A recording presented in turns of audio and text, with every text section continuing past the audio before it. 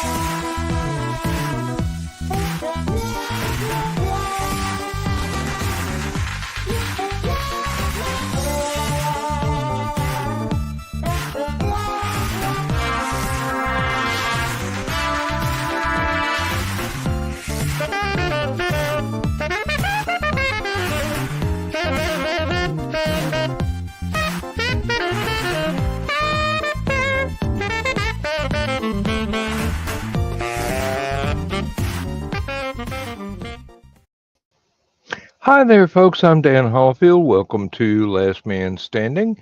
You probably noticed tonight already that there was no stupid o'clock. Joe Dog is still under the weather. He has been, I do believe, at Chattacon and just got home and is not feeling that great. So he bowed out of doing Stupid O'Clock tonight. Not a problem. I have not had any guests show up so far. There may be a couple people dropping by later on. I'll just have to sit here and bore you with my monologue for a little while and see if anybody shows up. If nobody shows up in 30 minutes or so, I'll run the end credits and go to bed. I'm old. I can do that. I don't have any rules. Well, actually, I have way too many rules, but sort of like the doctor. Now is not the time to ask me why I have so many. Some of you may or may not know that I recently bought myself a pickup truck, and my wife and I passed our four-door Buick sedan, which was kind of elderly but still mechanically sound, over to one of our great nieces or great granddaughter. I'm not sure how that one works out, but one of the kids, that works. She just got her first job and is looking for a part-time job to make more money to where she can go to a college that if it's in the state, she'll probably get a grant to assist with the costs of that. College is expensive these days. College was expensive in the 70s, but now it's even more so. it's still useful. Um, uh, I spent what 3 years? Yeah, 3 years in college till I ran out of money. It got really expensive in the second and third year. Um, Cost of books. Had to have an apartment uh, because I lived so close to the school. I was not considered eligible to get a dorm room, which probably is a good thing. Um, I did get a good deal on the parking permits that let me go out in the nosebleed section and walk back to school to go to my classes every day. I did have a part-time job, helped me supplement my savings because I didn't really decide that I was going to go to college until I believe it was when my mom and one of her sisters discovered that I was about to enlist in the Air Force, not to be a pilot, because glasses. I wouldn't have made the school anyway, but because I'm very handy with tools, and I wanted to work on airplanes, take them apart, see what's wrong, put them back together. Uh, did not get to do that because it was decided it was too close to Vietnam being over for me to have a military career that did not put my life in danger. So I was signed up for college, and there I went. Uh, Dad let me keep an awful lot of the proceeds of farming me out to other people around the county and closely associated counties where it was safe to drive a tractor between the two, or five, or whatever it was. I don't know. And it was basically custom work, mowing hay, baling hay, uh, driving trucks, plowing gardens, things like that.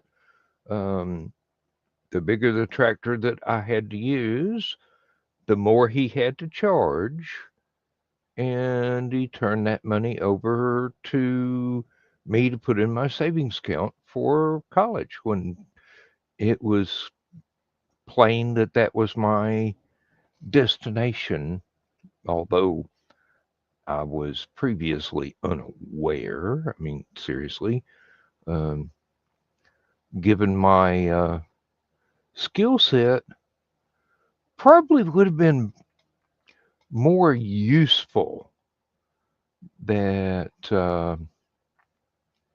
I went to a vocational technical college and learned how to become a better welder because my dad was teaching me and he was really, really good. But you got to have a certificate to be able to get a decent job doing that, or a machinist like my dad, making stuff out of blueprints and piles of metal somebody bought, or auto mechanics, or any of the other things that interested me.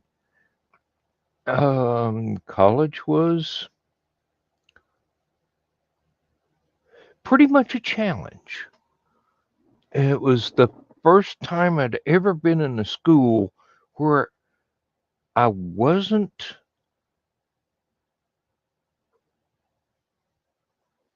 the best educated person in the building that was not a teacher, uh, because my parents really, really uh, invested a lot of time in educating me at home, and buying me books and letting me read and letting me work and letting me learn about life because they knew because they'd had to do it themselves back in the 30s, 40s, and 50s. They knew you had to be able to support yourself, and having a multitude of talents and gifts that you explored, and having a widely variegated but still intense education was the best way to get ahead. And this was the mid to late 1970s. So there weren't a lot of options. It was either enlist, go to college, or find a job at a factory. And mom and dad knew I would not be happy in a factory because I had watched dad not be happy in a very, very small factory that did allow him to just cut loose with a machine shop. And yeah, it just,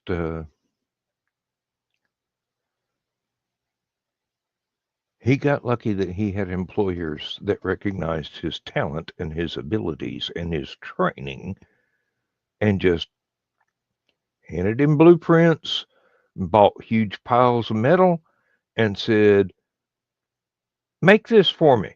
I can sell that, which he did. That carried over onto the farm too.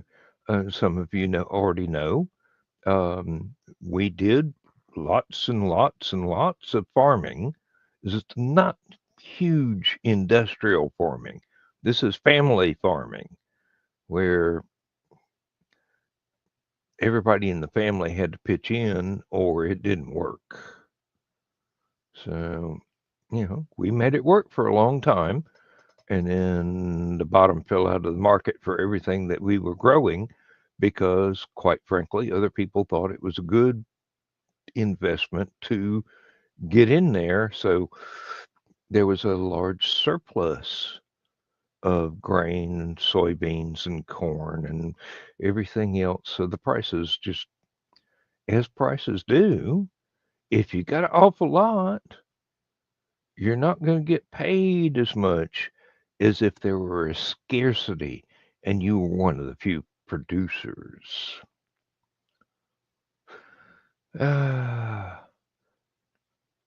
Didn't think at the time that it was as much fun as I thought looking back at it after I actually did run out of money for college and find myself in a factory job. If you go from being your own boss to having someone else be your boss, doesn't matter how competent you are or how skilled you are, it's not as much fun as working for yourself. You just never have that emotional investment in what you're doing.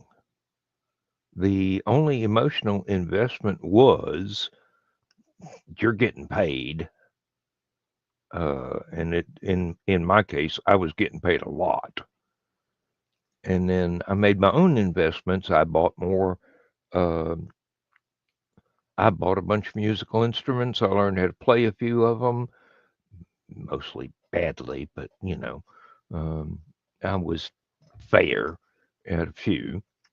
Bought a lot of vinyl record albums.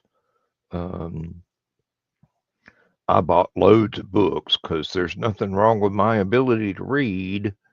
I usually had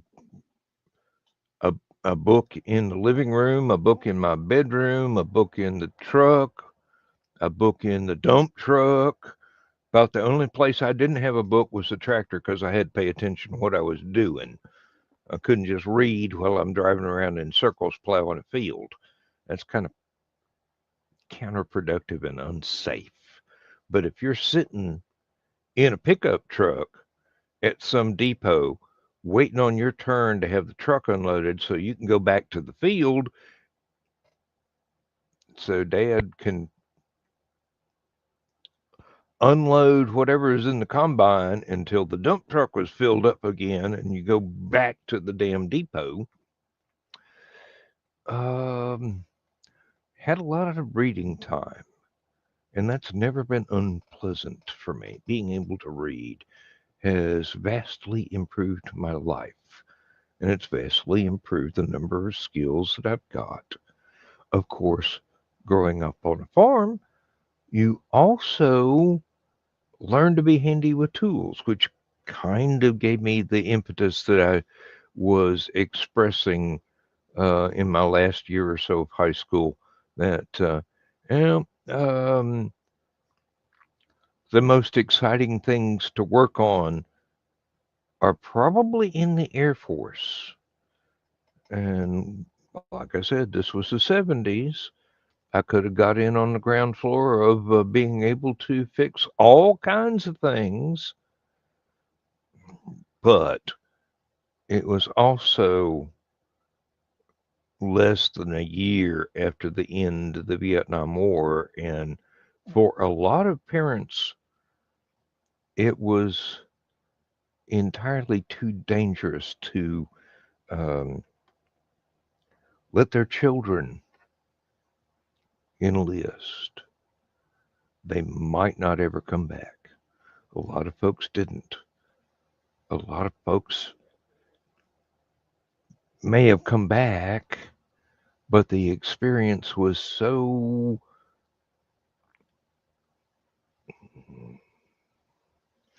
earth shattering that they didn't come back undamaged. And some folks, they did their jobs, they came home, everything's fine. They went out and got other jobs using the skills that the military taught them. Um, Probably didn't talk about the war so much because we kind of got used to that with things like World War II, World War One. Folks were reticent to talk about what they had to do. It was not glamorous. It was not glorious. It was dangerous. And they really just wanted to come home and carry on with life, raise families, um, everything that is synonymous with peacetime life. So, that option got taken off of the table very quickly. I wasn't old enough to make the decision on my own. There would have been signatures involved, permissions, and things like that. So I went to college instead. Had a lot of fun. It was the 70s after all. I had a lot of fun. Um,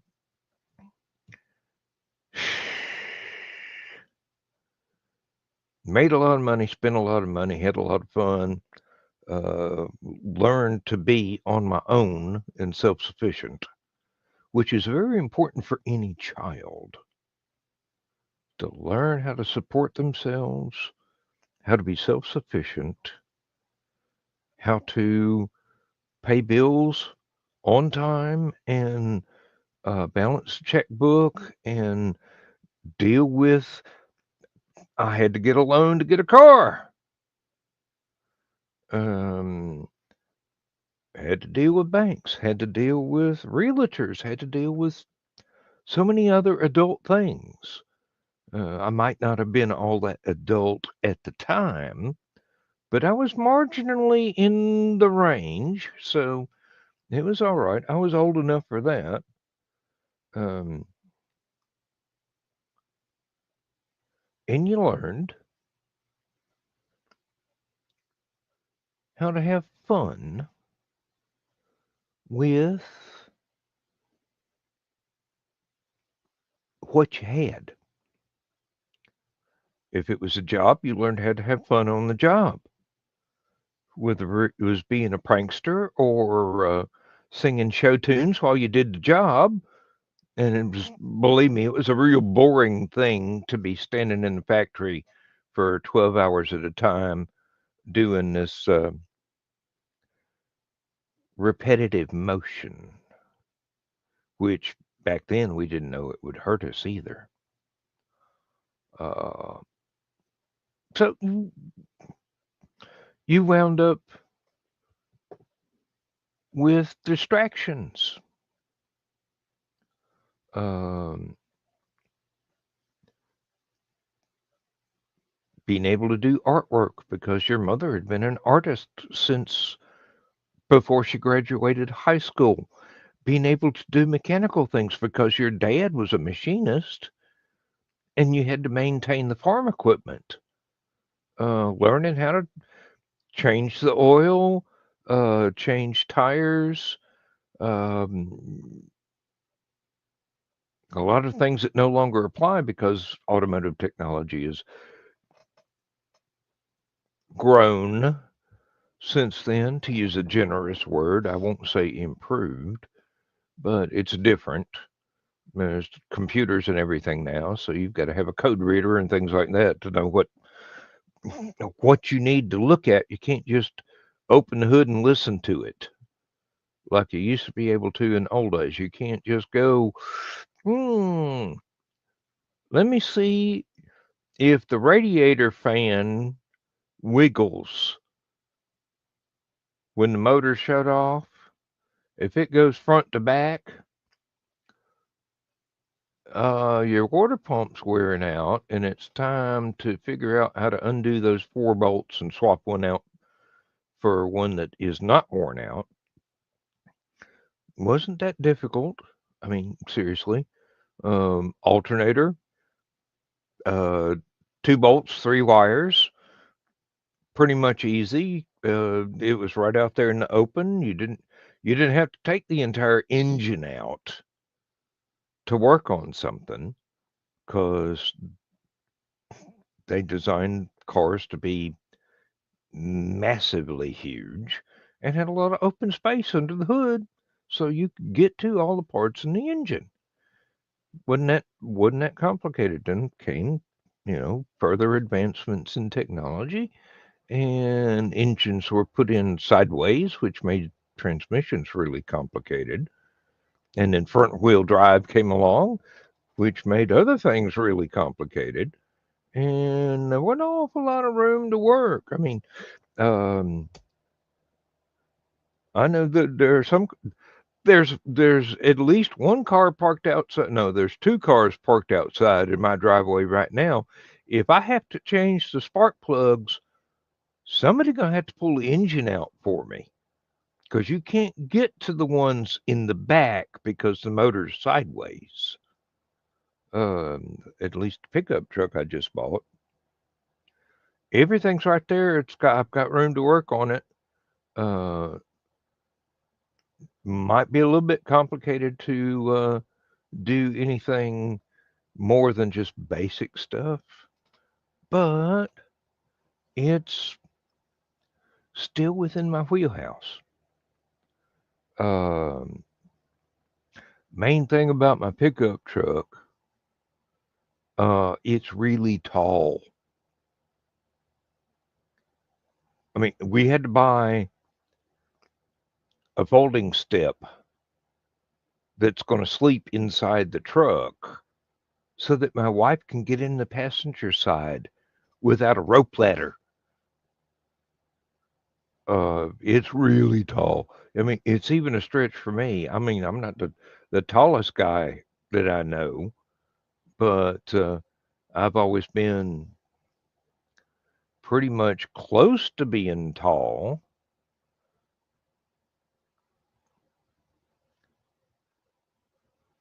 So I picked up a couple of tips and tricks from other people. I think it was Joe Dog, um, said buy one of those plastic folding steps, tie a rope to it so that you can get inside the truck cab because he's got this big yellow truck that he uses for Hallowcon, and grab the rope, pull it up, put it in the cargo pocket, either in the door or behind the seat, and Bob's your uncle. Um,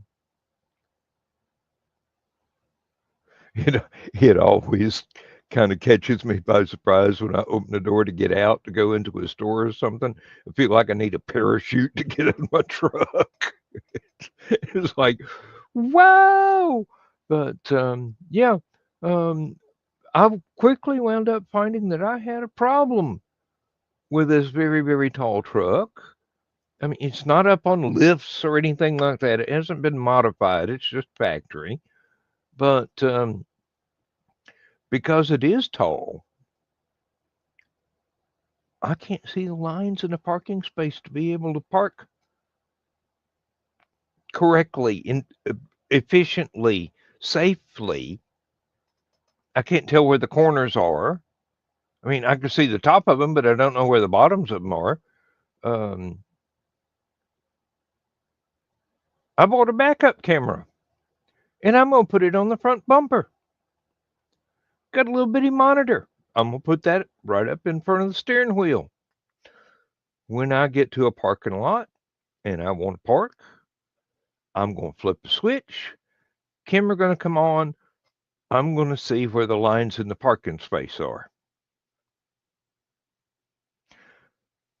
Truck came with a backup camera.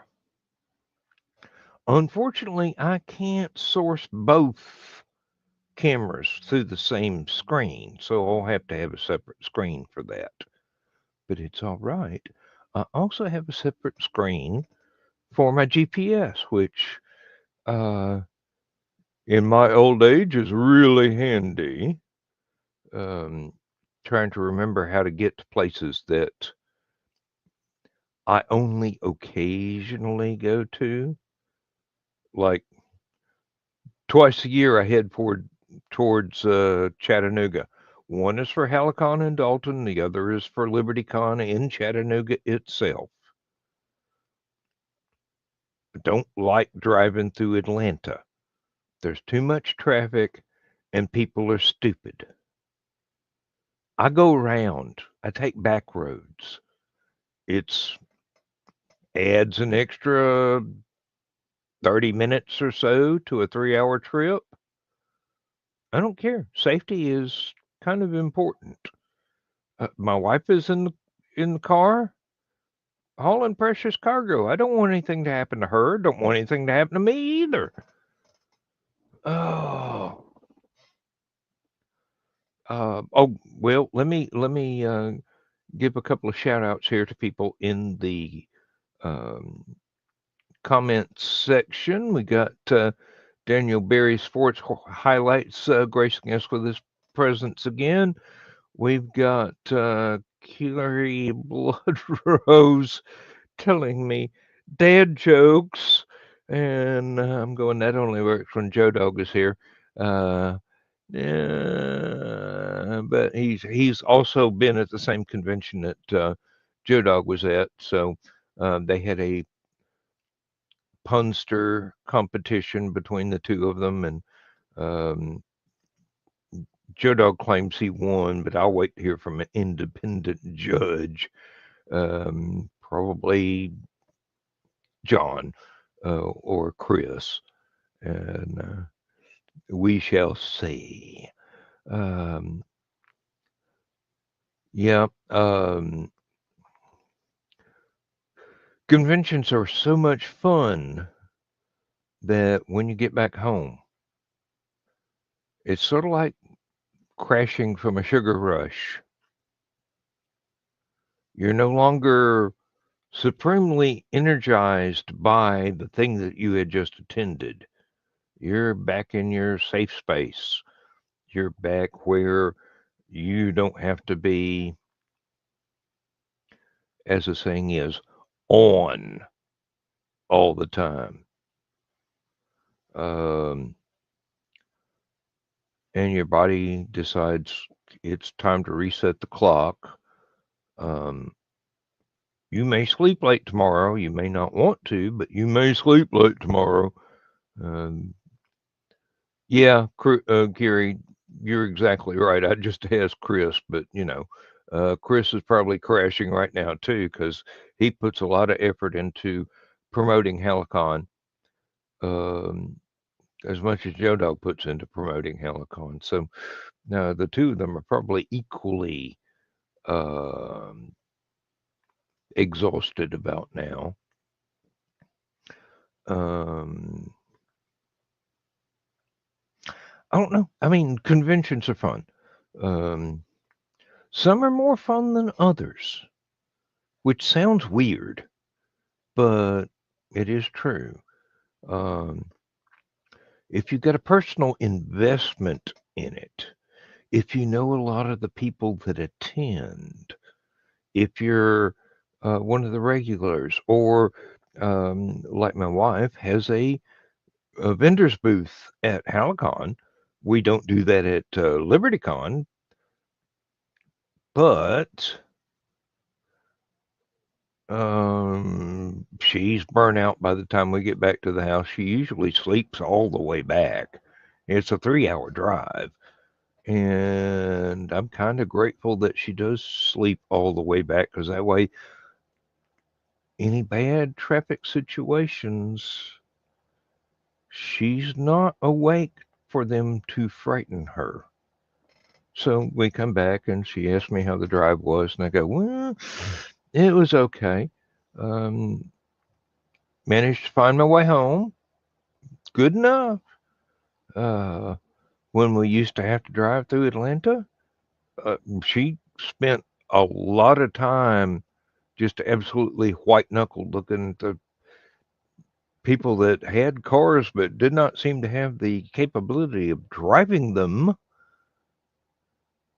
And I spent a lot of time wishing that my vehicle came with machine guns and a howitzer so I could drive safely. But, going around Atlanta and not going through Atlanta, things got calmer. It's I don't really feel like I need machine guns anymore. Um, just the GPS and patience, because I have no need to be in a hurry. We show up for a convention a day early, check in, relax,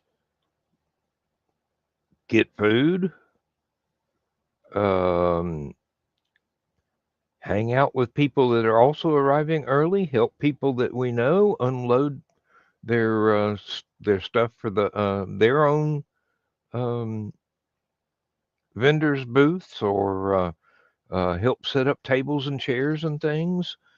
Uh, it's all good. You become part of the family. And there are convention families. You may only ever see them once a year, maybe twice a year, but they're more than friends, and they become as important as blood relations. It's just one of those things. Uh, I find Kerry very important nowadays. I think I met him, 3 times now in person. Um, there's folks that drive for 8, 10, 12 hours to get to a convention down here, and they become great friends. Oh, some of them hang out here on the shows. Um, some of us hang out in another show, which isn't recorded or broadcast anywhere, so we can cut loose and say things that might get somebody demonetized or arrested. if we had them recorded and on YouTube. Um, Not political stuff. No, we try and stay away from that. But it's just kind of high strangeness and flirting. That's about it. It's a lot of fun. Uh, Kiri shows up for that one too. Joe Doll pops in for a little while.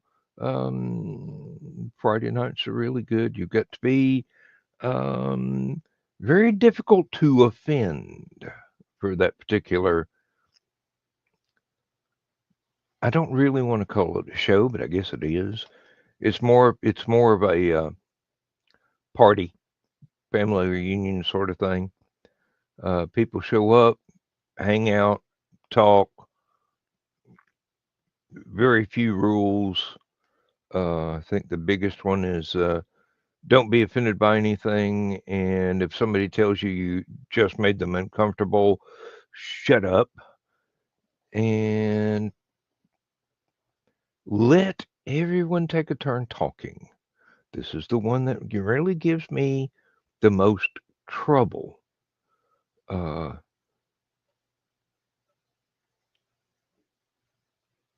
I have a lot of trouble shutting up once I'm comfortable enough with you to be able to have a conversation with you. You think this monologue is boring? You should hear some of my regular conversations. I mean, unless I'm trying to make a joke or something, not like Kiri's jokes, but a bon mot, a pun, a funny story, something like that, uh, or just something observational that I've come across in life. I do have a habit of running on, which is coming in handy when I'm sitting here by myself now, except for the people in the chat. And believe me, they're already tired of me. Uh,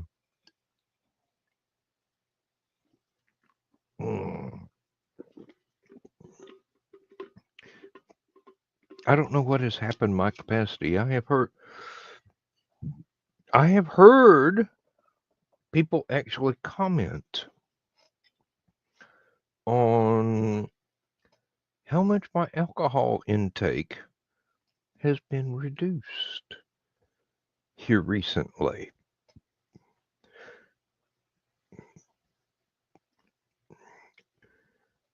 I have had concerns that people thought that I might be drinking a little bit too much.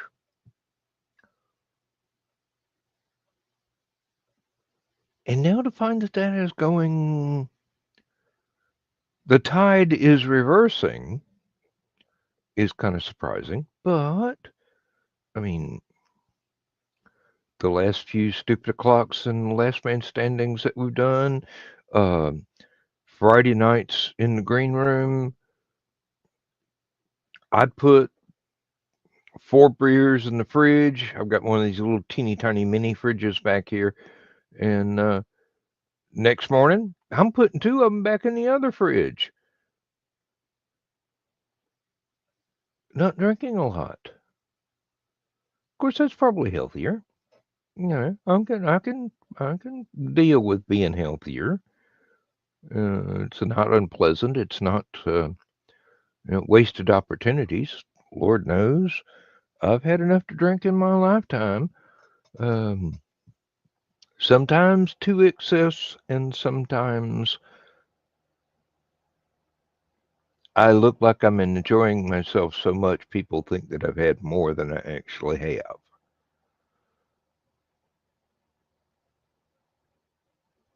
Got to admit, that last one is kind of rare, but it's becoming more frequent. Uh, Maybe I'm finally becoming an adult. You'd think with all of this, I would have made that status years ago, but these things, they happen. It may happen very slowly, but they do. Um,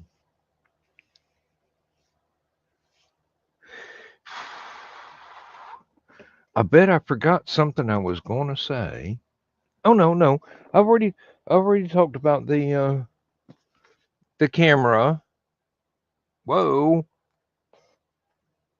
it and I vanished. Thank you, green screen. Um, that's going to have to go on the truck so I can see how to park it without backing into someplace. Um,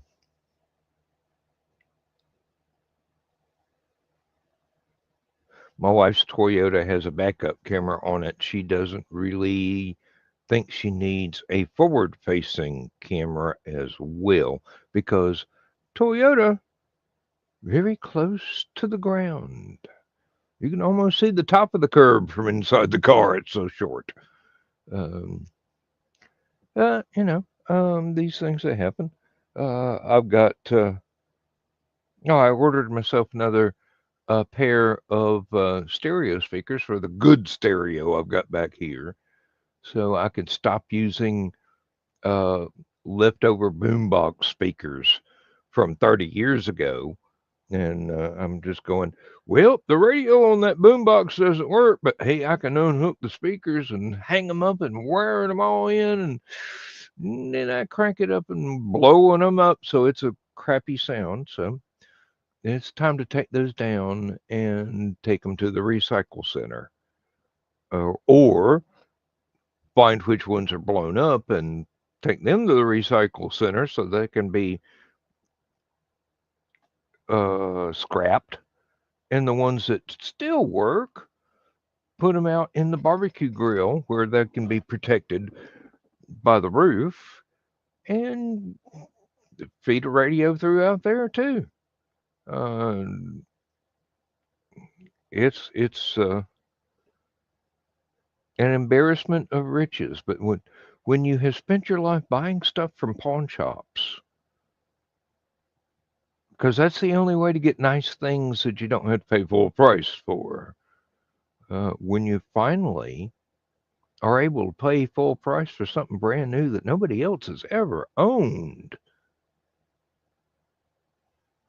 you kind of appreciate a lot about it. Um, and one of the reasons I got the truck is because I have an older house, which I'm not interested in selling so that I can relocate to a slightly newer house and go back into debt for another 40-year mortgage. Uh, there are bits and pieces that have to be repaired. And it's sort of like if you got a houseboat or a canal boat or something like that. I mean, I've got an interest in boats that are on the British canals. I've got an interest in fishing and things like that over here. But um, when things are not brand new, you wind up needing to repair them a little bit. And the older they are, the more frequent the repairs have to be. Um, Uncle Carl and Aunt Donna have a house that's over 100 years old. I know there's repairs that need to be done in there, and they've had people come in and do a lot of them.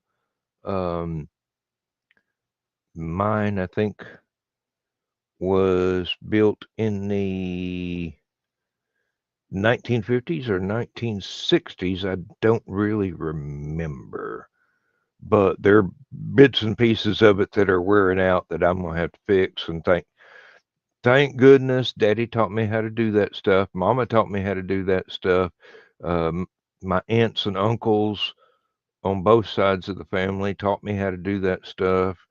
Um, uh, may not be able to lay concrete block or lay brick with full confidence. I mean, I can do both. I'm just not very comfortable at it. But sawing a board and driving a nail, painting a wall, Ain't no problem. I got that down. Had lots and lots of practice. Uh, when I was younger, Daddy and I went out and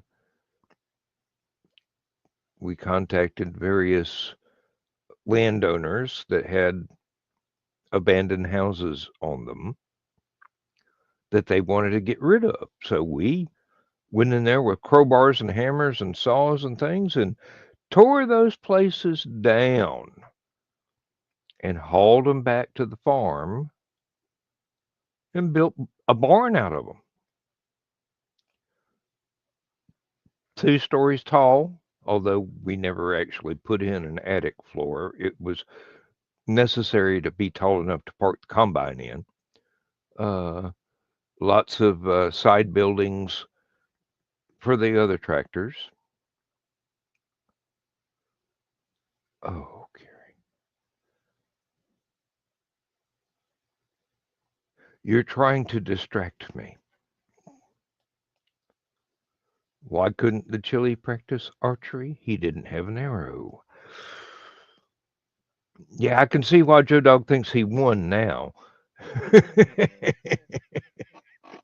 I'm going to need another beer for that one. Oh dear. Uh,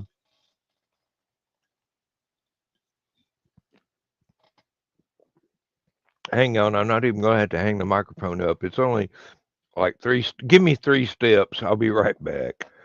Um, 2 steps forward, 1 step back.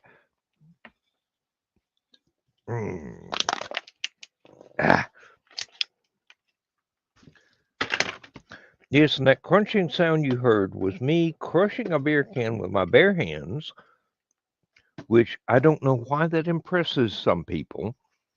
It's not like they're really strong cans, they're just flimsy aluminum. And the reason I crush them is that I can get more of them into a trash bag and take them to a recycle center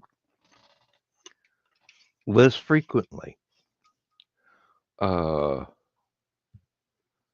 I don't take them someplace where I sell them anymore because that ceased to be profitable a long time ago, or at least for me.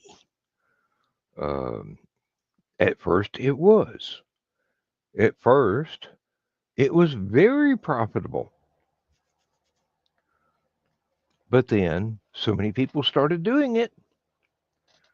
The price of aluminum um, cans for recycling went down so much that it was practically you were wasting more money in gas taking stuff to a place to sell them.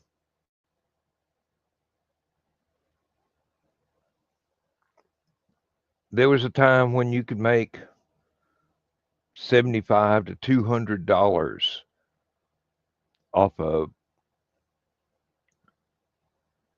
10, 15 large bags of crushed beer cans or soda cans or whatever. And then it got to be to where you couldn't even afford to buy yourself a 12 pack with whatever you made off the same amount of cans.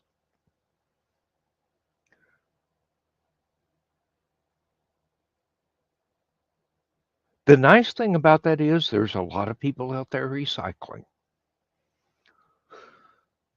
So yeah, I'm all for that. Yeah.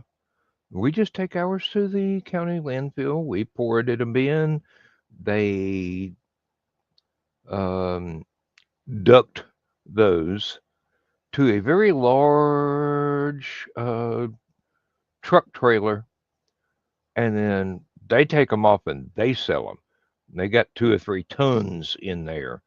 Doesn't matter if it's 20 cents a pound when you've got 10, 12 tons. Uh, and all of that goes to help the county. And part of that goes to the um, the animal shelter right next door. I am not putting down uh, being able to go and help the animal shelter at all. No, I like that. Um, they do a very important job. It's a no-kill shelter. They have lots of pets that have not been adopted yet and may never be, but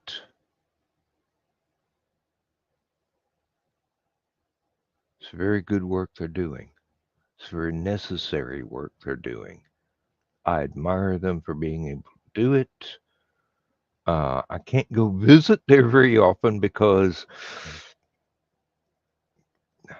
when I walk into a room full of cats and dogs, I can sit on the floor and you wouldn't be able to see me for the pile of cats and dogs that are just all over me because apparently animal magnetism is something different from what uh, Mesmer said it was.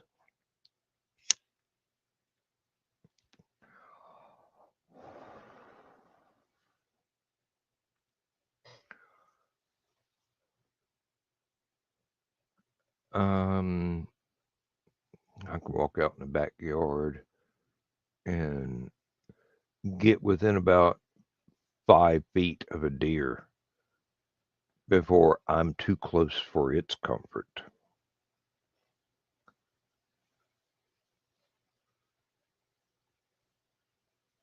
Evidently, they heard I gave up hunting a long time ago. Coyotes? They don't come within 100 yards of me for some strange reason. Uh, I guess because I'm Southern. Um, but no,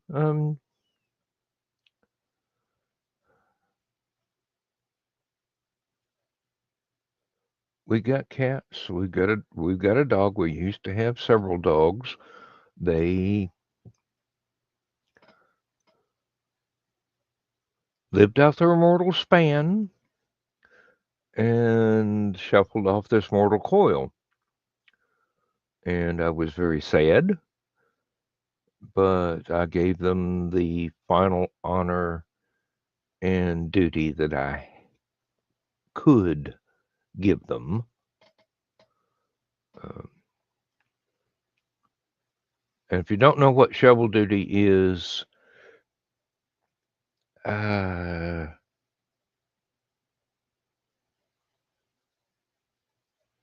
it's just one of those days where you cry a lot and you have to work. You have to really work. And you don't want to do it. You don't want anybody to have to do it.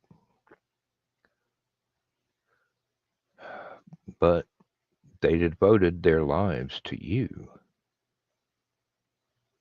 The least you can do is repay that honor.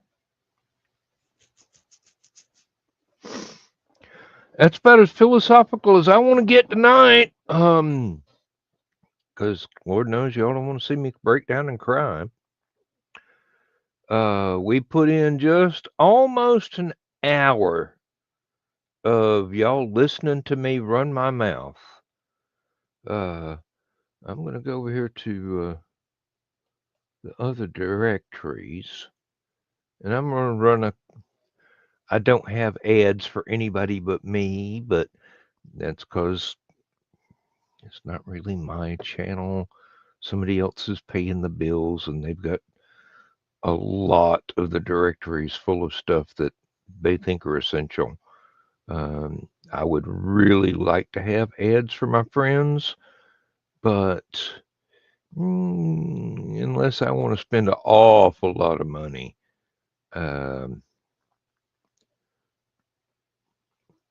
I am still basically at the mercy of someone else's apron strings. One day I shall learn how to talk. It's not like I haven't been doing it for 60 years almost 70 years now.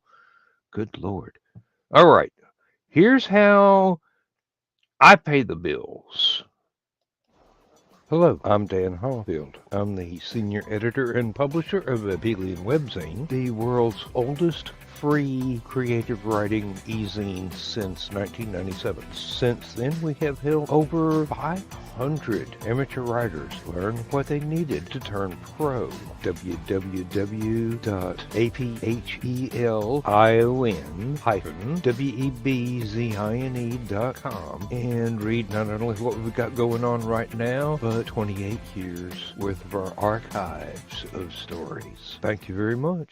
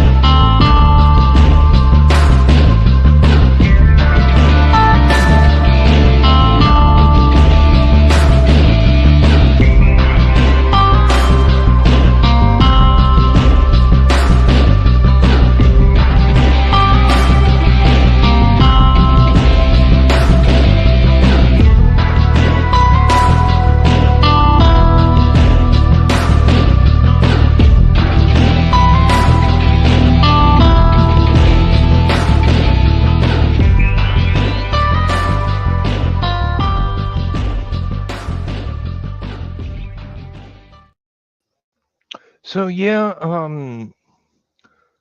I compose music. I've got a page over on Bandcamp. I think there's uh, 8 albums and an audio story over there that I have done. Um, I write books. I'm on Amazon. I'm on Nook. I'm on Kindle. Um, buy something. I'd be very, very grateful. I'm hoping to have more books out soon. Um, I need to make a commercial for another book because I've only got the advert for the one. I've never done an advert for the other one. Don't know why, but yeah, well, these things that happen. I mean, I'll get around to it sooner or later, and if I don't, somebody else might do it for me. Yeah, the music's mine. Um, all the music in this show is mine. Um, somebody gave me a copyright strike for using my own music in the opening of a couple of weeks ago. That was really stupid. I contested it immediately, of course, and politely. I mean, I was outraged, but didn't feel any need to lose my temper. I'm just going, I, I own the copyright and I've got proof. Um, don't care what anybody else is claiming, but it's all mine. A small thing, but mine own. I have lots of other things that I do. There's lots of artwork out there that I've done. I've got oil paintings in, I think, 3 private galleries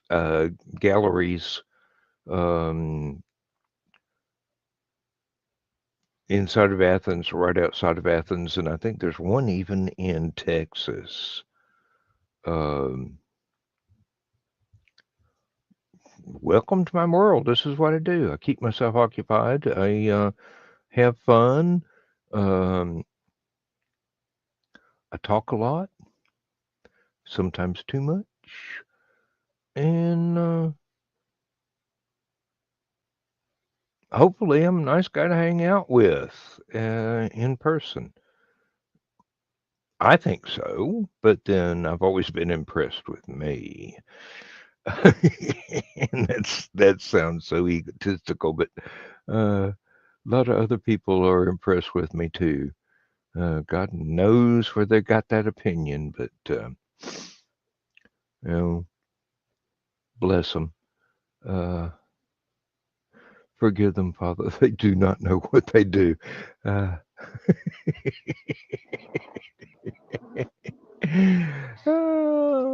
I'm pretty sure I should run the end credits about now. It's been an hour, and I'm getting tired. And there's not a lot of people around right now for me to heterodyne off of. So there's no regaining the energy that I've used up doing this tonight without other people in the room having fun being here. And it is a lot of fun being here. But it's winter time. A lot of people are working very, very hard. A lot of people are using up lots and lots of their energy getting stuff done that you ought to check out. I've really need an indie CD advert. I should download one that Joe Bachman uses because I'm part of that. It's a great place for creatives of all kind to come together, and it's been described as the IMDb of creative people. It's not movies, although that's not been ruled out. It's not TV shows, although that's not been ruled out. It's whatever we turn our hands to that we hope to be able to interest you in spending a little of your hard-earned cash on. It's over at indiecd.org. I don't think I have a banner for that. If I do, I wouldn't know where to find it because stuff gets rearranged when I'm not looking.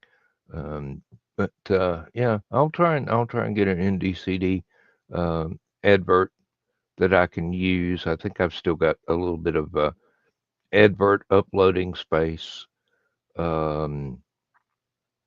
Yeah. Thank you very much for your time. Thank you very much for your attention. Thank you very much for putting up with me. And it's time to tell the bedtime story, which I get a lot of crap over, but it's a good bedtime story, although it's been used a lot. I probably need to write another one by now. But, go good, guys. Transmission overload. System will shut down.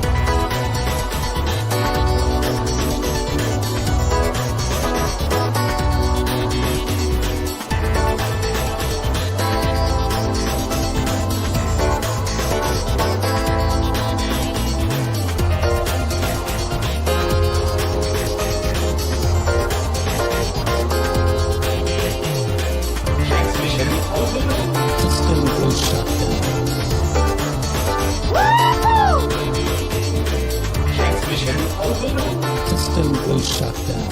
System will shut down. System will shut down.